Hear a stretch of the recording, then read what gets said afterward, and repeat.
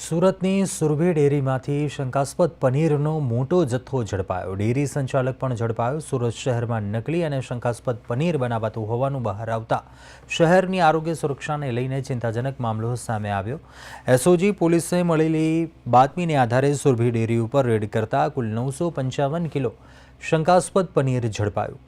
બાતમી સચોટ હોવાનું જણાતા એસઓજીએ પાલિકાના આરોગ્ય વિભાગને જાણ કરી સંયુક્ત રેડ કરી તપાસ દરમિયાન લગભગ 2 લાખ રૂપિયાથી વધુ મૂલ્યનું પનીર જપ્ત કરવામાં આવ્યું તથા ડેરી સંચાલક કૌશિક પટેલની ધરપકડ કરી। કૌશિક પટેલની પૂછપરછમાં જાણવા મળ્યું કે તેનો બીજો યુનિટ ઓલપાડ ખાતે પણ ચાલુ છે। સ્થાનિક પોલીસે રેડ કરતા ત્યાંથી મોટો મુદ્દામાલ મળી આવ્યો। પોલીસને ઓલપાડ યુનિટમાંથી 420 કિલો ડિલાઇટ બટર, 600 લીટર શંકાસ્પદ દૂધ, 90 લીટર તેલ, 200 કિલો પનીર બનાવવા વપરાતું 7 લીટર એસિડ મળી આવતા 3 લાખથી વધુનો મુદ્દામાલ જપ્ત કર્યો। શંકાસ્પદ પનીર મામલે પોલીસે તપાસમાં વધુ નામ ખુલે તેવી શક્યતાઓ વ્યક્ત કરી છે।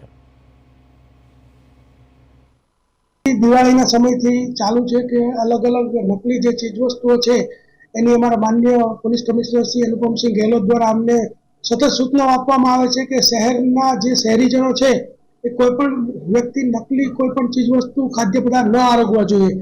એને લઈને અમારી સતત કાર્યવાહી ચાલુ હોય છે। અગાઉ અમે 9000 કિલો ઘી પકડેલું, તે ઉપરાંત અગાઉ 875 ગ્રામ કિલોગ્રામ પનીરનો અને માખણનો જથ્થો સીઝ કરાવેલો। આવા ઘણા બધા કામ અગાઉ પણ થયેલા છે ને અત્યારે ગઈકાલે સુરભી ડેરીના 2 યુનિટ ખાતે રેડ કરીને ટોટલ 955 કિલોગ્રામ જે નકલી પનીર છે એનો જથ્થો સીઝ કરવામાં આવેલો છે અને એના નમૂનાઓ લેવામાં આવ્યા છે અને એના ટોટલ 1,81,000નો મુદ્દામાલ જે છે એને જપ્ત કરવામાં આવ્યો છે। તે ઉપરાંત જે એના સંચાલક છે કૌશિકભાઈ વલ્લભભાઈ પટેલ, તેઓને પૂછપરછ કરતા એમનું એક યુનિટ ઓલપાડ ખાતે પણ છે અને ત્યાં પણ જે છે ગ્રામ્યની પોલીસ દ્વારા રેડ કરાવતા ત્યાં ટોટલ ડિલાઇટ બટર 420 કિલોગ્રામ તથા શંકાસ્પદ દૂધ 600 લીટર, શંકાસ્પદ તેલ 90।